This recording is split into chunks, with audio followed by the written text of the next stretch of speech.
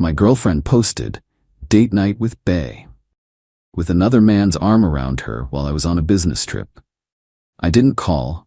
I just forwarded the post to her strict religious parents and changed my flight to come home a week early. When I arrived with a U-Haul, original post I, 31 male, was in Seattle for a 2-week software deployment when my girlfriend Natalie, 28, apparently decided our 3-year relationship was optional. We'd been living together for 18 months in my condo. Everything seemed solid before I left. Kiss goodbye at the airport, miss you already texts, the whole deal. She even asked me to bring her back some of that fancy coffee from Pike Place. 4 days into my trip, I'm scrolling Instagram during a break. There it is. Natalie's post. Date night with Bae. Picture shows her in that red dress I bought her for our anniversary, sitting at Morton's Steakhouse. Yeah, the $200 per person place, with some dude's arm around her. Not just any dude. Garrett, her work mentor, who supposedly was happily married with 3 kids. The photo angle was perfect. His wedding ring hand conveniently out of frame, her looking at him like he hung the moon. 106 likes already. Her sister Amanda commented, "You two are perfect together." I sat there in my hotel room staring at my phone. 3 years. 3 years of building something, and she posts evidence of cheating like she forgot I existed. Or worse, like she didn't care if I saw. My first instinct was to call, scream, demand answers. Then I remembered who Natalie's parents were.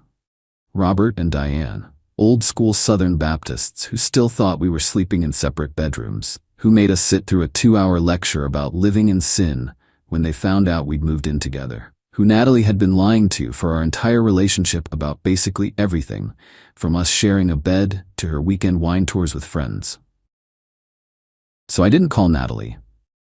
I screenshot the post, opened Facebook, found Diane's profile. She posts Bible verses every morning at 6 a.m. sharp. Sent her the screenshot with a simple message.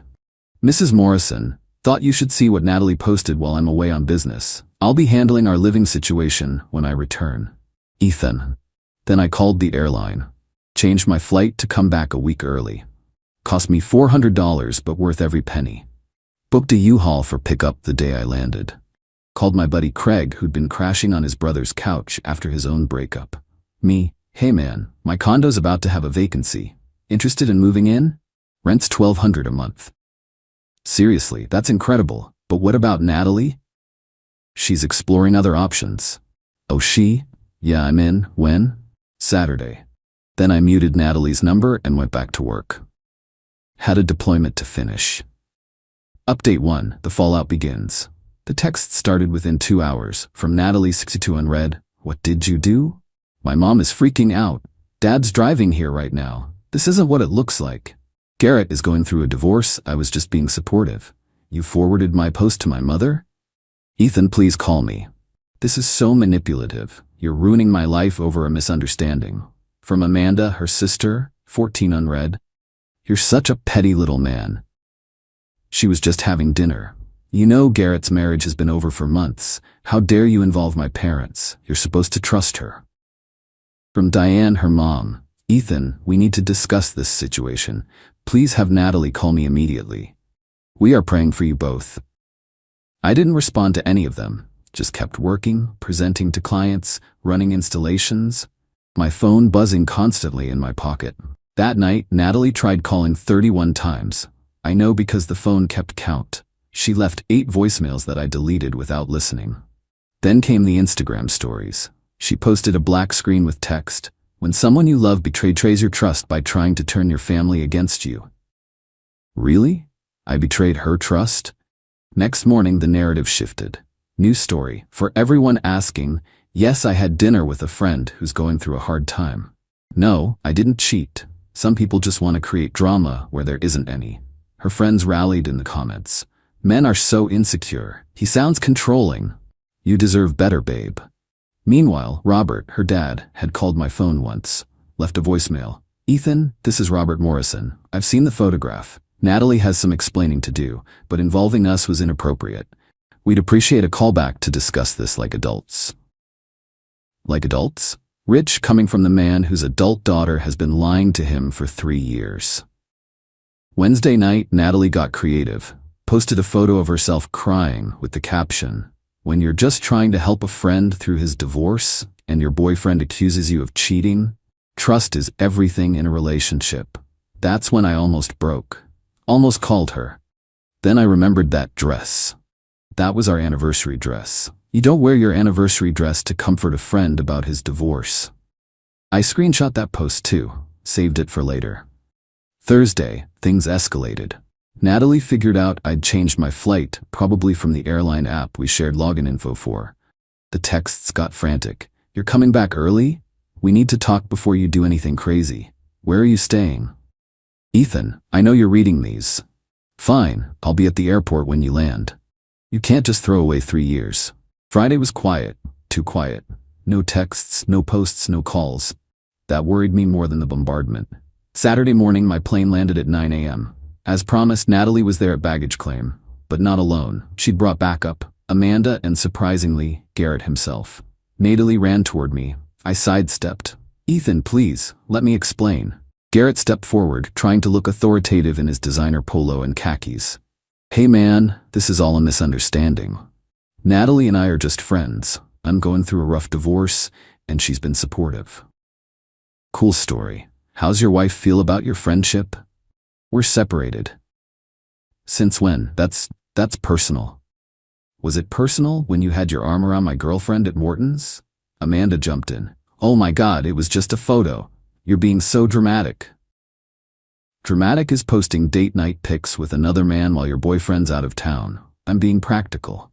Natalie, tears streaming. "Can we please just go home and talk?"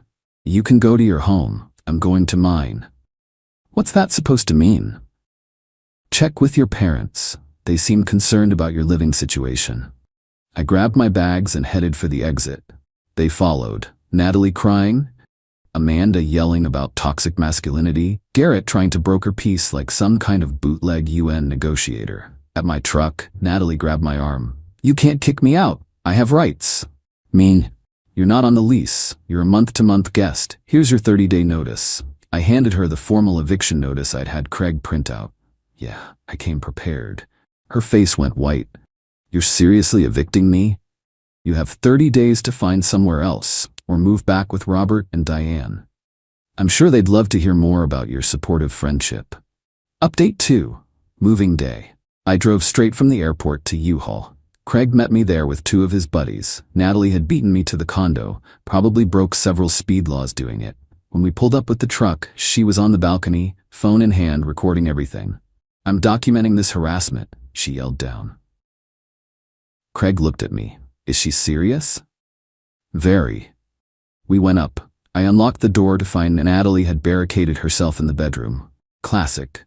"Natalie, we're here to pack my things. You can stay in there." "Your things? Half this stuff is mine. The furniture I bought, the TV I bought, the kitchen appliances I bought, those things? I contributed. You bought throw pillows and that wine rack. They're yours."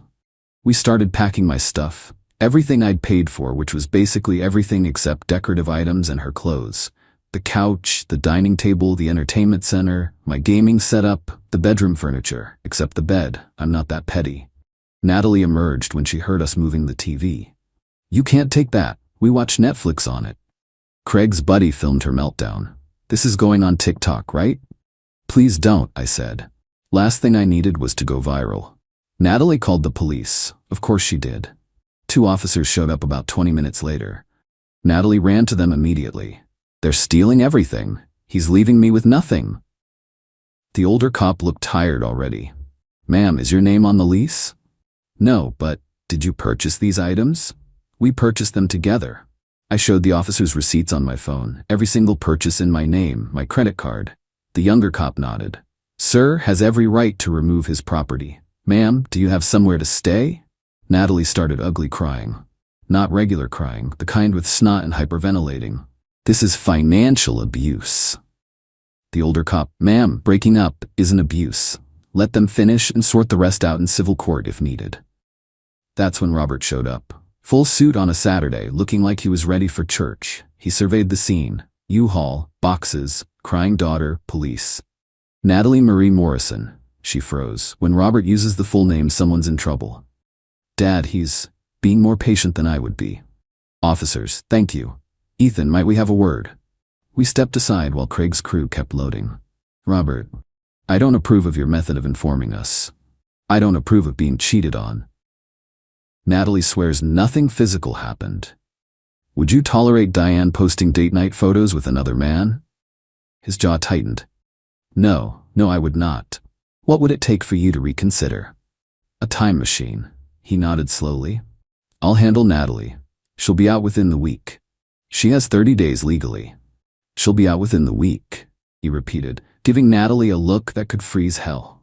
Update 3. The entitlement escalates. Natalie did not, in fact, leave within a week. Instead, she dug in, posted constantly about surviving abuse, starting over with nothing, and when someone shows you who they really are, believe them. The comments were gold, though. Her Aunt Martha, Diane's sister, commented, "Didn't you post about a date with another man?" Natalie deleted that real quick. Day 3 after the move, she changed tactics. Suddenly, Garrett was at the condo constantly. His car in my assigned parking spot, him carrying groceries up, the two of them posting stories from my balcony with wine glasses. Craig texted me, "Dude, she's trying to make you jealous." Me, "She's making my eviction case easier." I documented everything. Every photo, every time his car was there overnight, violation of the lease guest policy. Every post about her new beginning, with location tags at my condo. Day 5. She served me with a demand letter from some lawyer. She wanted $15,000 for unlawful eviction, her share of the furniture value, 3 months of living expenses, pain and suffering damages, return of gifts I'd given her. I forwarded it to my lawyer cousin Tommy. He laughed so hard he choked on his beer. She wants money for gifts? And she's squatting in your place? This is amazing. Can I frame this? Tommy sent back a response that basically said, "Oh no, and here's a formal eviction notice with a court date." That's when Natalie went nuclear. Update 4. The Scorched Earth Campaign. She called my work, told HR I was emotionally unstable and making threats. Thank God my boss Kyle knew the situation. I'd been smart enough to give him a heads up when I got back. Kyle to HR, "Ethan's been nothing but professional. Please mark this as harassment and note it in case she calls again." She posted on LinkedIn about surviving narcissistic abuse in the tech industry.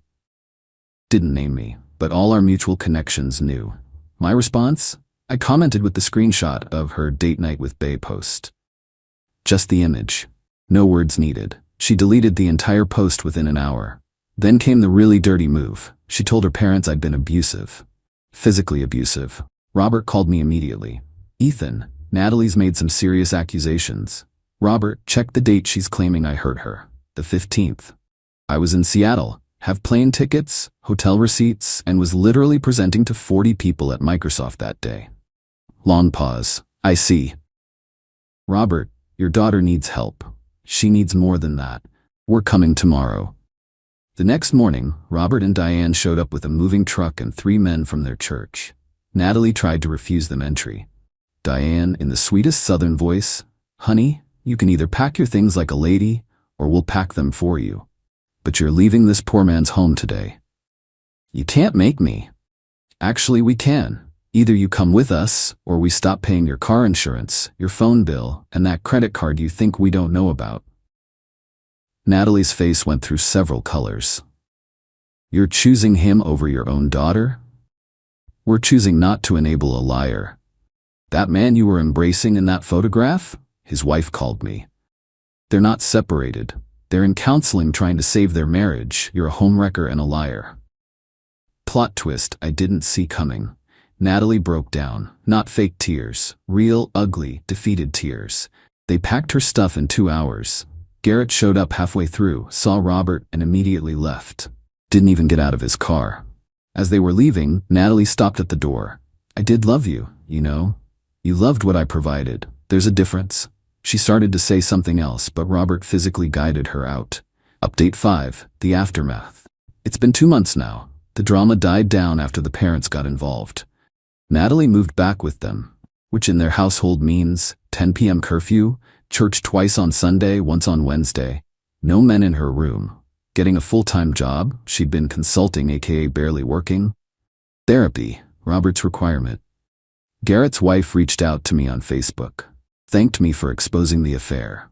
They're divorcing, but she said at least now she knows she wasn't crazy for suspecting something. Natalie tried one last manipulation about 3 weeks ago. New boyfriend already, some guy from her church, posted about God bringing the right man at the right time and healing from toxic relationships. Her mom commented, "Focus on healing yourself before involving others, dear." Savage Diane strikes again. Amanda still sends me nasty messages occasionally. Blocked her after she called me a beta male who couldn't handle a strong woman. Strong woman? Your sister couldn't even pay her own phone bill. Craig's been a great roommate. Pays rent on time, cleans up after himself, and his girlfriend makes incredible lasagna. The condo's peaceful now. No more drama, no more lies, no more finding out via Instagram that my relationship is optional. Last week, I ran into Natalie at Target. She was with her parents, looked like she'd just come from church.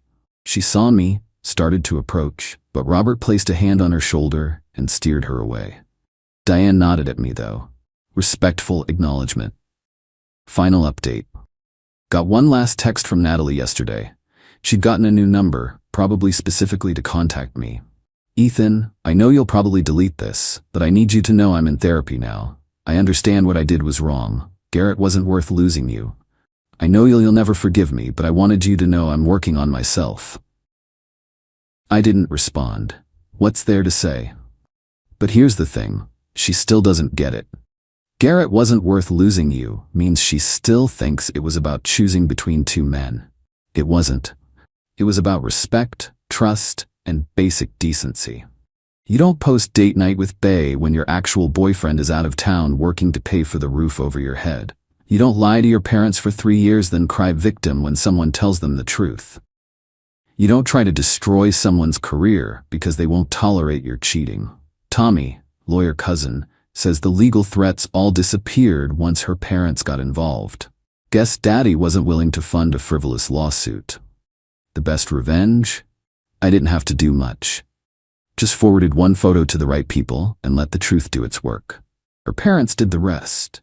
Being 28 and back under your religious parents' thumb, with a curfew and mandatory church attendance?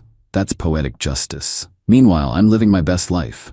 Got promoted last month? Guess those Seattle presentations went well. Started dating a woman from my rock climbing gym. Someone who actually has her own apartment and pays her own bills.